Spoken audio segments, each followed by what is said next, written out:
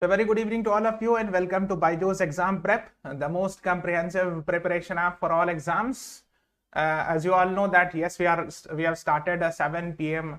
English newspaper or the Hindu newspaper analysis class. So today we are here with you for that. If I am audible and visible, just write in the comments, yes sir, you're audible, so that we can move on.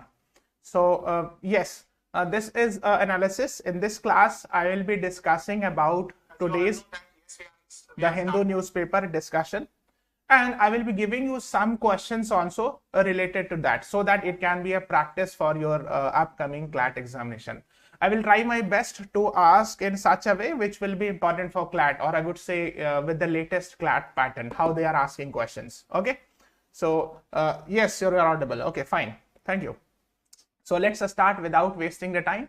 If you have read today's The Hindu, you must have come across this on the first page, which says SpiceJet gets a DGCA notice for safety lapses, right? You must have read it.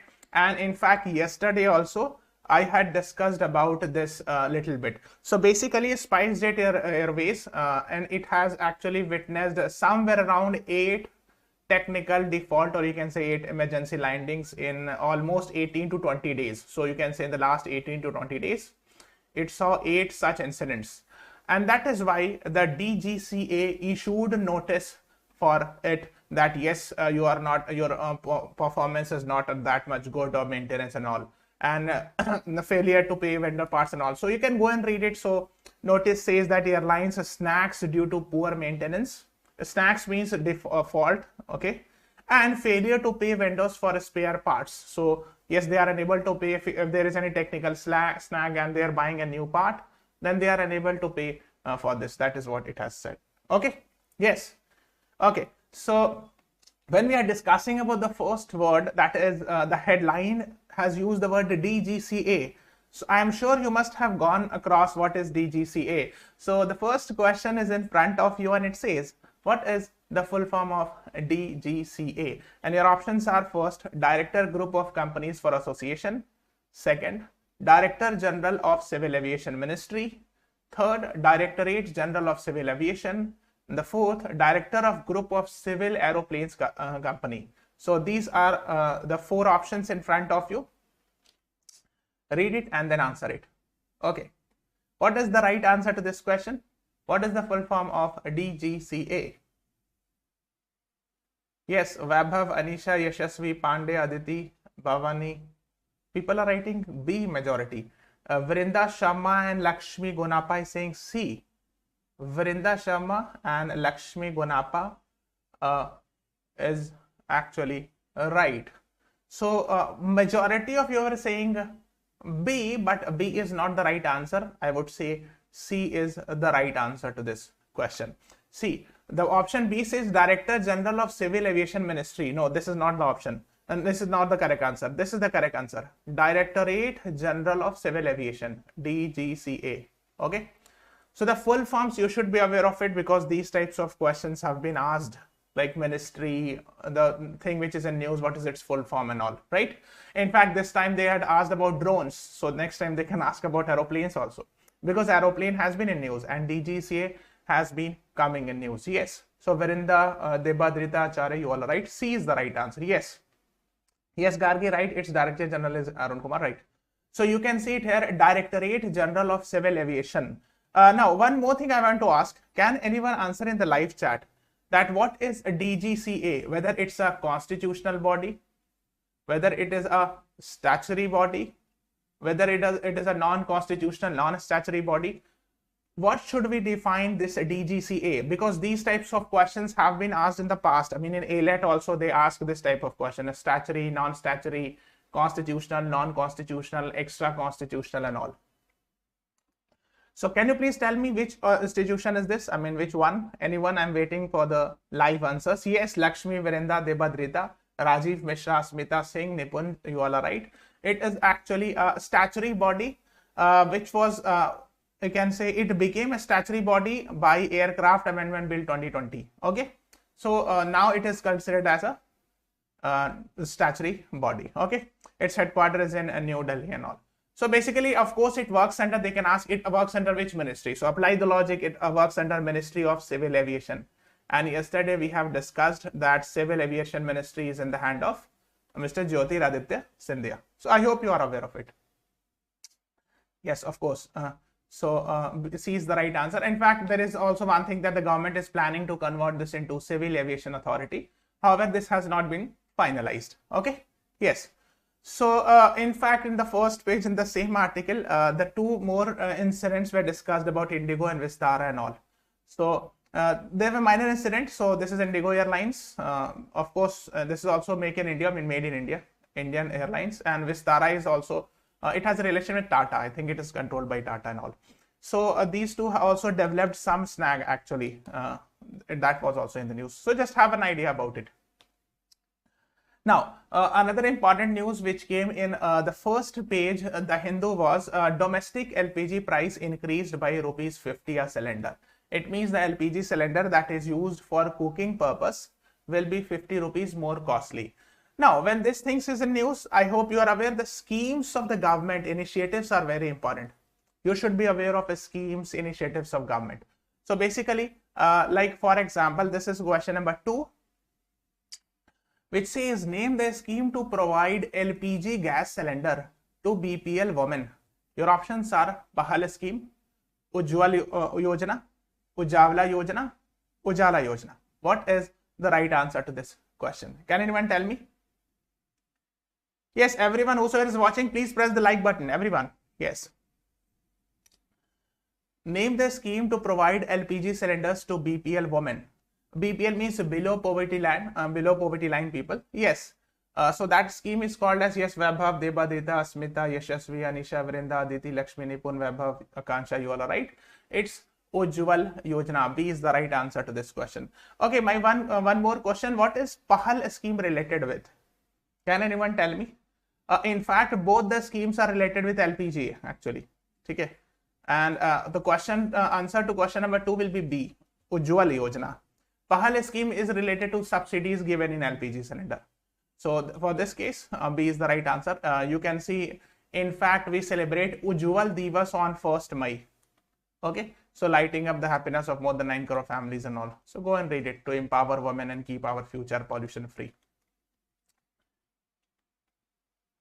Ujjwala Yojana roads related nahi, Vaibhav, it is related with curbing human trafficking. Okay, so that is the main idea about it. Okay, the next one is, let's move to the editorial portion. And in editorial portion, there were 2 editorials on the left side, which generally is without author, of course. So the top one, we're talking about hate crimes and punishment and all. So basically in this article, you must have gone through this article. They had discussed too many things. But the important one note that I could say is that the important line was, Law Commission of India had talked previously about special provision to be included in Indian Penal Code. So that's what we call it as IPC, to tackle hate speech. Okay. So just have an idea that Law Commission had talked about this, that there should be a special provision to again say tackle this. And this is what, in fact, this editorial talks about it. There's need to have zero tolerance for violence, etc. and all. So just have an idea about it. Yes. And then there was another article. This is not that important. It's related with cricket, but this one was very important. The main editorial article. This is very, very important. And this article was written by a very famous journalist, Suhasini Haider, in The Hindu. Words from Bandung to live in Bali and Delhi. So this is a very important article. Now I am asking the question, the first question, or I would say the third question in this class is, where do you find the city of Bandung? Your options are India, Indonesia, Russia, or Ukraine. What is the right answer to this question? Since the main editorial of The Hindu talks about Bandung, you should have searched on the Google, said what is Bandung, why the author is talking about Bandung. What is it? Which city? Where do you find the city? And how it is linked with today, and why the author is talking about this? Can anyone tell me? Yes, people are answering Indonesia, yes. But can you tell me the reason? What is the significance of Bandung with today? Or Why she has discussed? Yes, B is the right answer. Very good. Pitambar, Akansha, Nadia, Radhya, Nipun, Lakshmi, Vrinda, Smita, Pandey, Aditi, Agarwal. You all are right.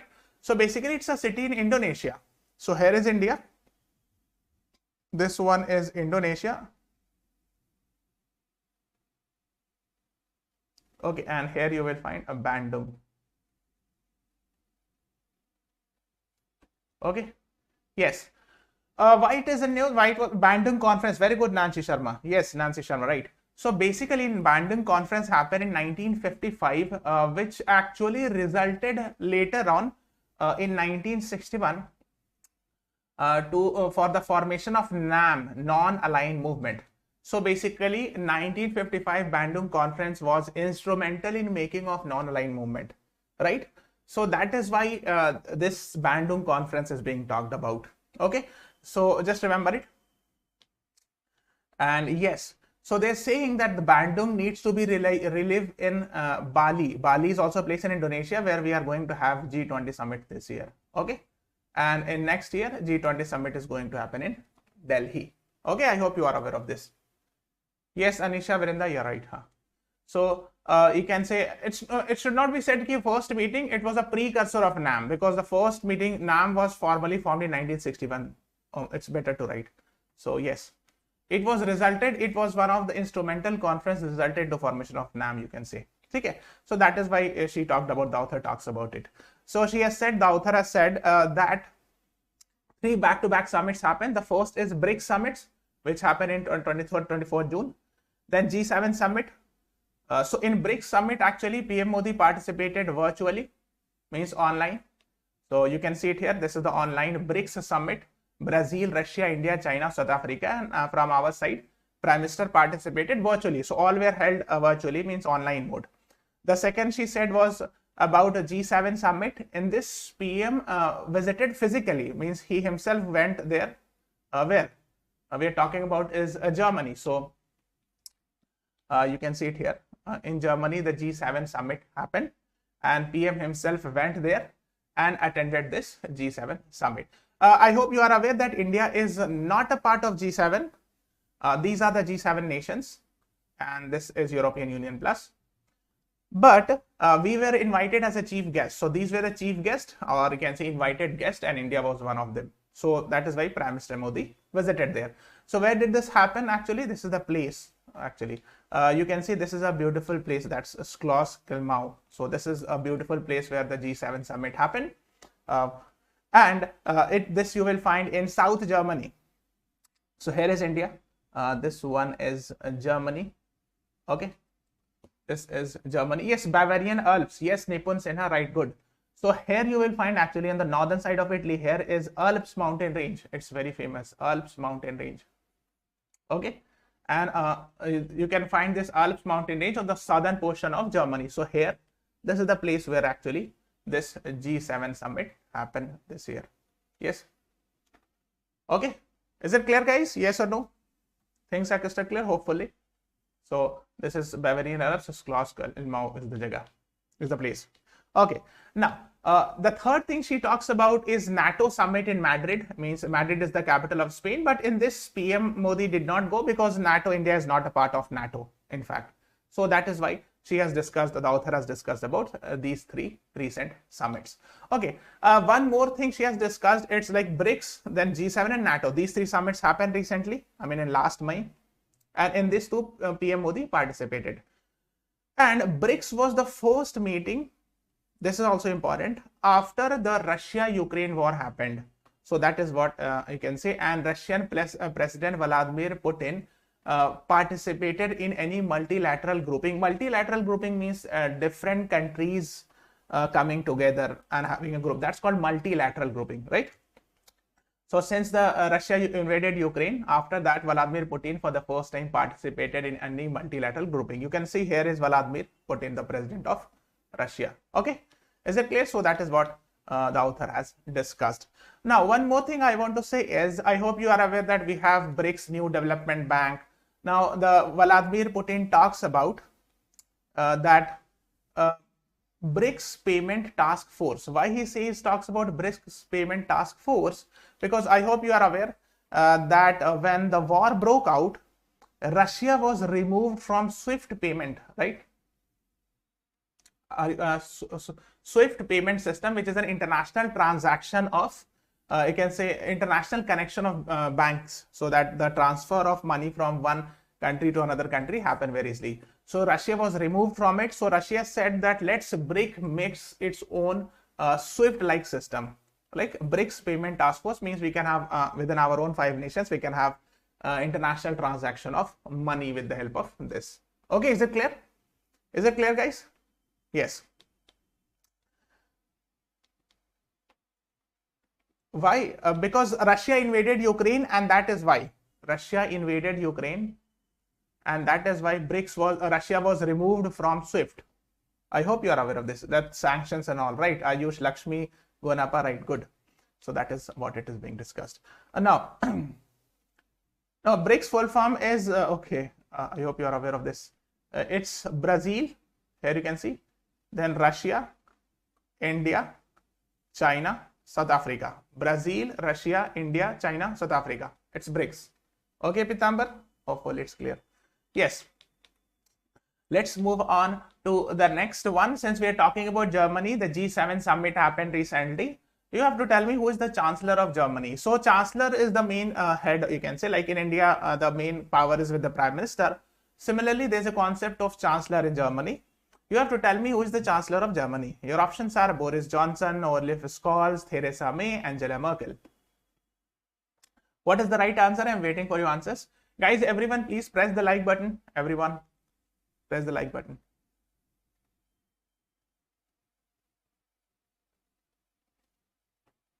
Yes, Debadrita, Shweta, Anadi, Anisha, Aditi, Vrinda, Priyanshu, Pitambar, Akansha, Yashasvi, Gargi, Smita, Bhavani. Yes, it's Olaf Scholz. B is the right answer to this question. He is currently the Chancellor of Germany. Hopefully, you must be aware of it, because you should be aware. Things which are in news, they ask in detail. Yes.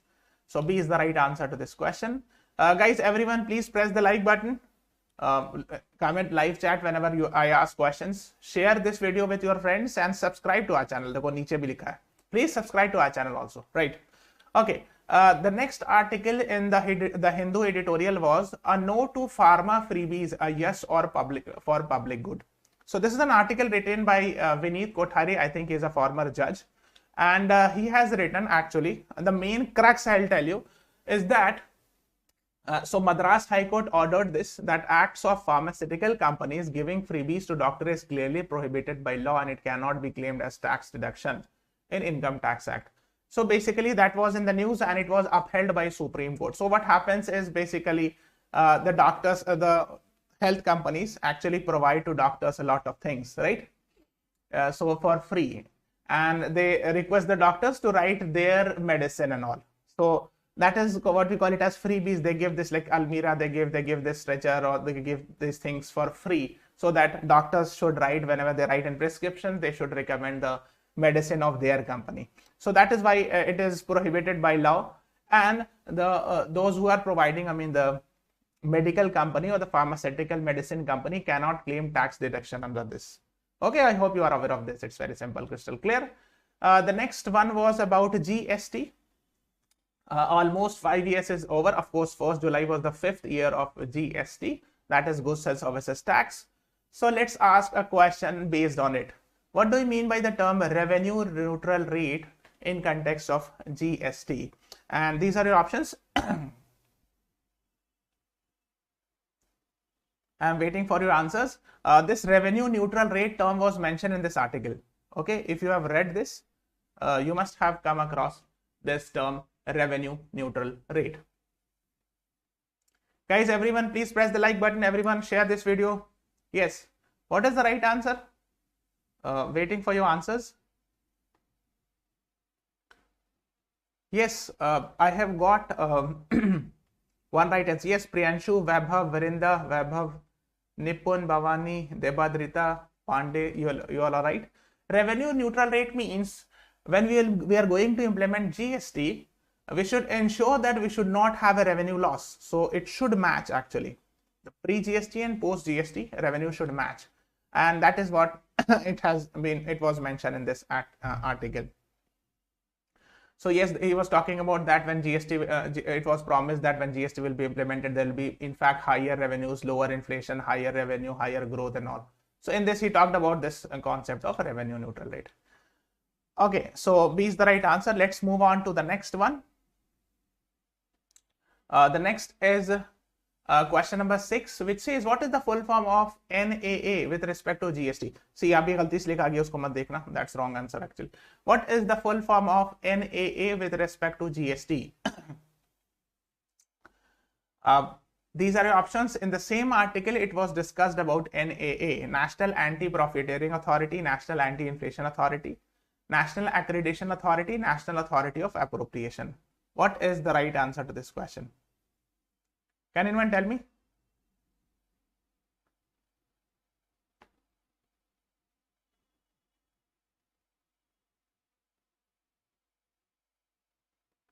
I haven't got the right answer. Majority are saying B.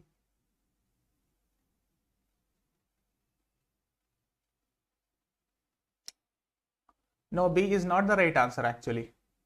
I'm very sorry, I haven't got the correct answer yet. So basically in this article, actually he has mentioned it in the last, I think second or third passage, second, third passage.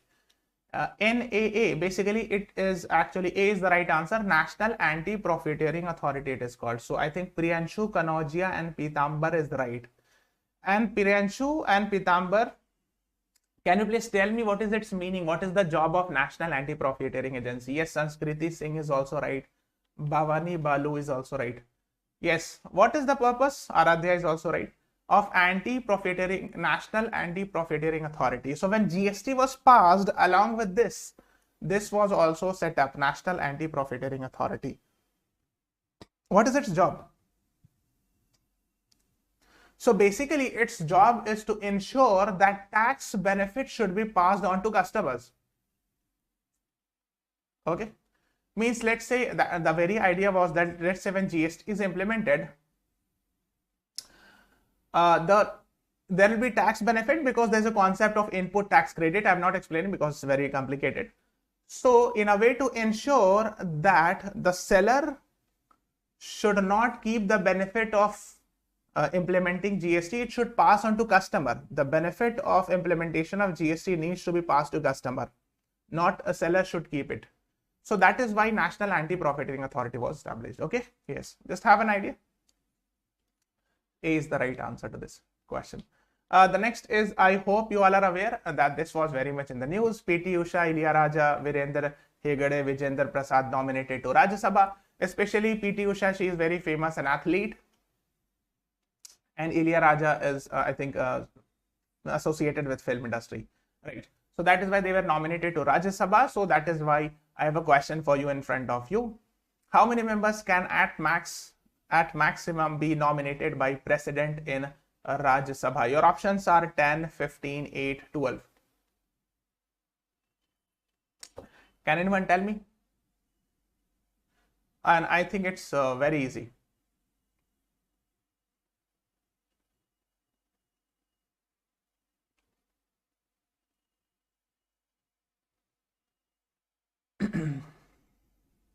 It's very easy. Yes, Vaibhav, Anisha, Asmita, Vrinda, Aditi, Kanak, Lakshmi, Nipun, Koras. You all are right. I think I cannot take everyone's name because here almost all people are right. So D is the right answer to this question. So actually there are 12 people at max can be nominated by president in Rajya Sabha. So D is the right answer to this question. Okay, let's discuss another article in which Lieutenant General M. Subramaniam was appointed a force commander. So he is, you can say, in UN mission in South Sudan.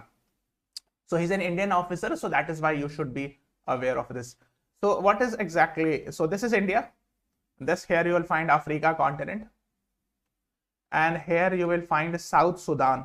So in South Sudan, actually many civil war had happened. Civil war means the tussle between the two groups within a country.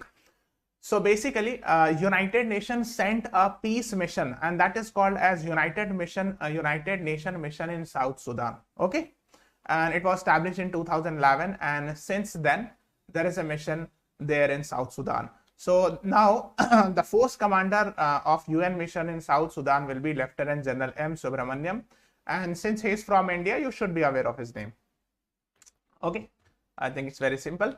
Let's move on to the next one. And this has been very much in news. In fact, if you are seeing the newspapers of today, even today, I think 5-10 minutes back also, it was very much coming in news that UK's Prime Minister, Mr. Boris Johnson, has agreed to resign. Can you tell me why? What is the reason why they are resigning? I mean, recently 2 ministers, I think there's some Sajid and Rishi Sunak, these 2 people, Sajid Javed, right? These are the 2 ministers which actually resigned from the ministry of Boris Johnson, I think 1 or 2 days back. And now Boris Johnson has decided to resign. What is the reason behind it? And so basically, there is a Chris Pincher agreement, scandal. This is the term, you should be aware of it. And because of this scandal, the Rishi Sunak, the minister in Boris Johnson's cabinet, and Sajid Javed, both resigned, I think yesterday or day before yesterday.